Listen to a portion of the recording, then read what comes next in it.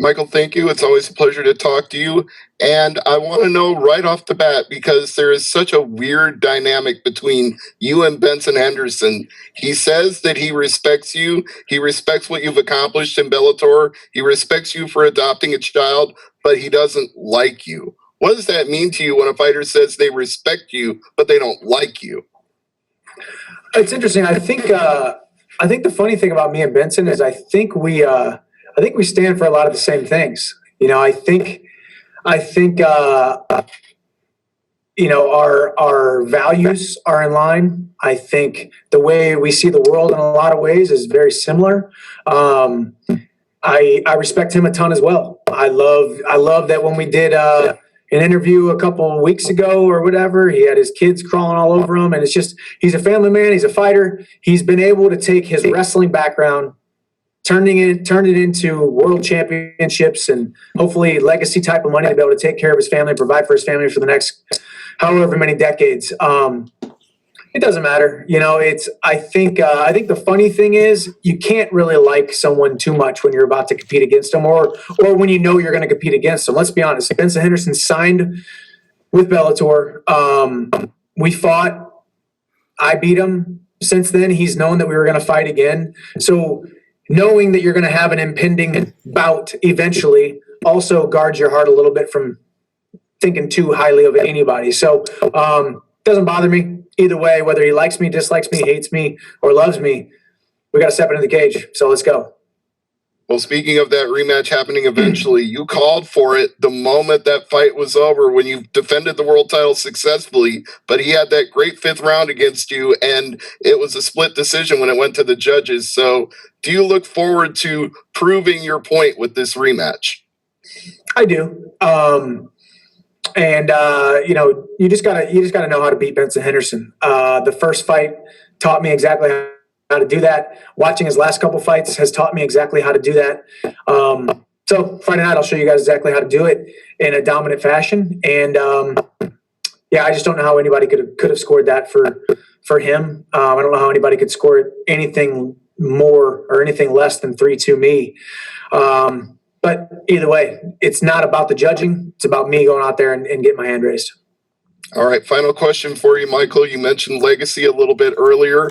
What is going to be your legacy after this Benson Henderson fight?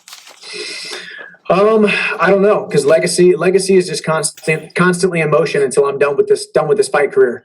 I've been extremely blessed with a very well-enabled body. I think I have another 5 years left in me at least, if not 7 years. I feel great. I love the sport of mixed martial arts. I love what I'm doing. I love I love the lifestyle I get to live.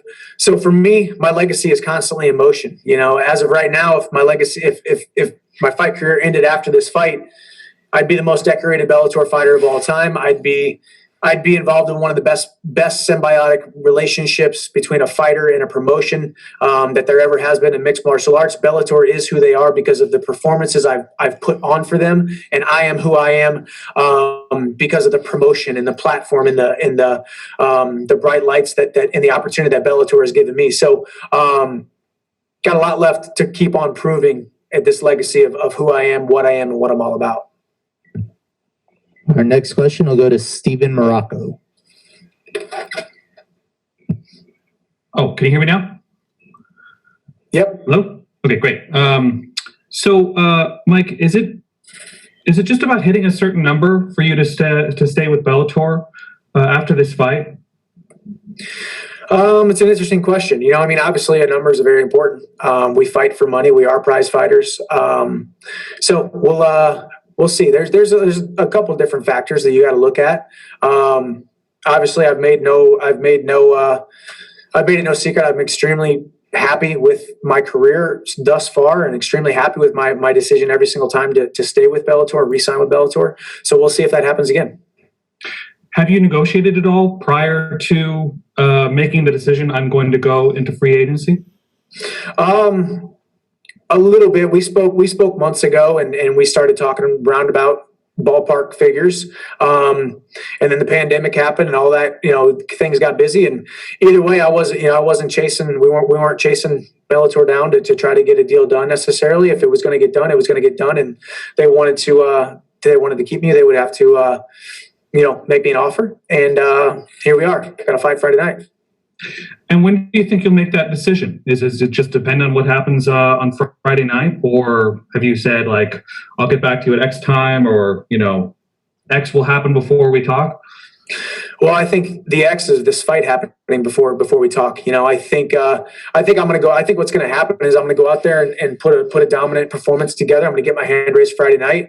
I think I'm going to be hanging out here at the casino and maybe grabbing a pizza or something.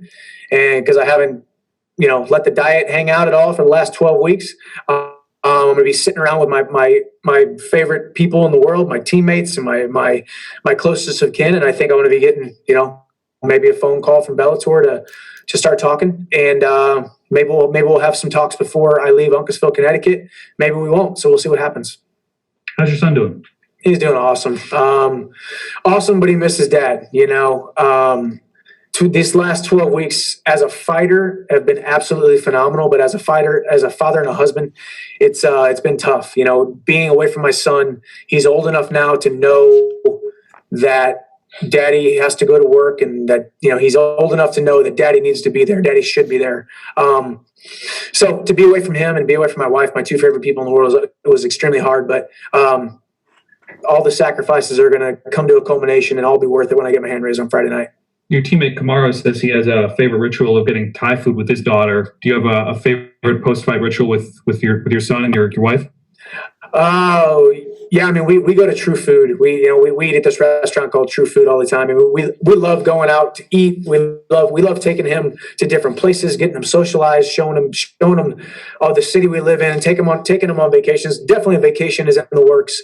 I don't care if there's travel bans or not. We're gonna figure something out. The Chandlers are going on vacation after this. My wife deserves it. My wife deserves to be sitting on a beach somewhere, or she deserves to be surrounded by some palm trees somewhere, for all the hard work she puts in, plus all the support and service that she shows me every single day. So the Chandler vacation needs to happen ASAP. And I definitely love Thai food, and we eat Thai food often as well.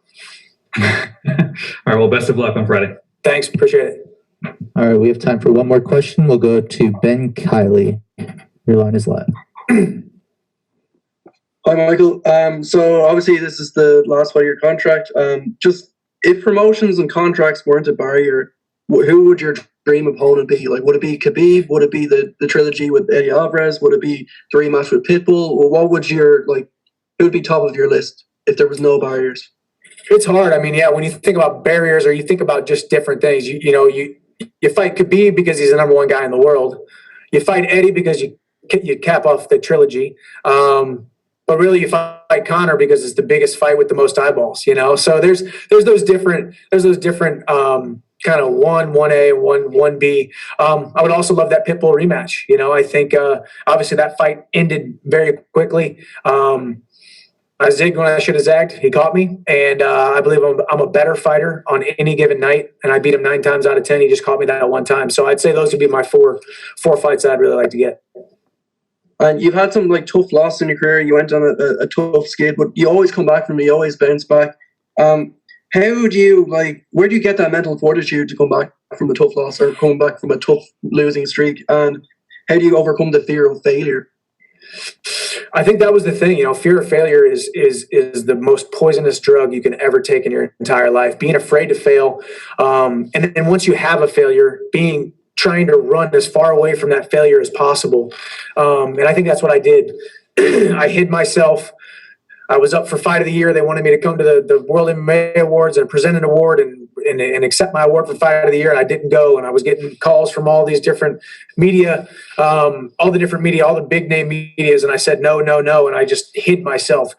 You got to put yourself out there for all the world to see, because if you fail while daring greatly, you're only going to get criticism for the critics who are sitting on the sidelines. And I realized that during that skid. I realized that kind of long ago, that you never get criticism from people that are above you. You only get criticism from people that are behind you or below you. And a lot of times you are your own worst critic, and your inner dialogue, your inner talk is the most detrimental thing that you can hear in your entire life. So for me, it's also just realizing how truly blessed I am to have 2 capable hands, two capable arms, two capable legs to be able to go out there and perform in front of millions of people and do something not a lot of people get to do, that's inspiring, that's uplifting, that is a metaphor for life. Fighting in a cage for a living is a metaphor for life, and I'm painting a masterpiece every single time I step into that cage. So it's a wonderful, beautiful blessing of a life that I get to live, and to give anything less than my best, or to ever quit,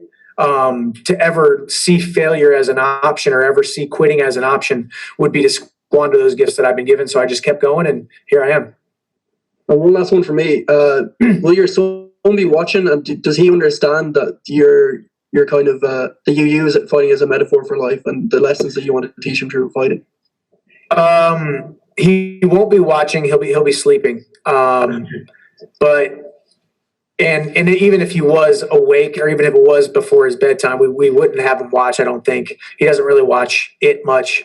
But I wrote a letter to him the other day, talking to him about how someday he will understand the sacrifices that his dad had to make to provide for him, to provide for his mom, my wife. And he'll understand that men have to go to work. He'll understand that men have to put their work boots on, no matter what form or what fashion.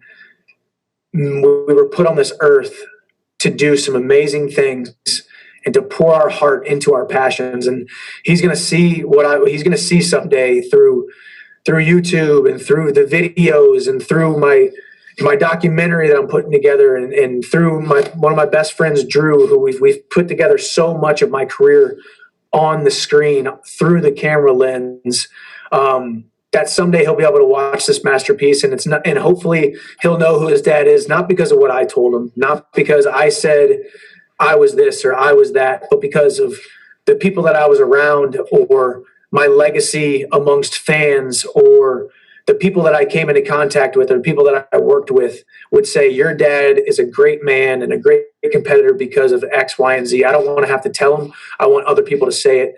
And that's my goal every single day. I realized the day that I held him for the first time and made a promise to him that I was going to take care of him for the rest of his life, that was my number one mission in life, to show him that he is going to love because he was first loved, and that he was going to achieve and aspire and be a man of integrity because that was the example that I tried to set for him.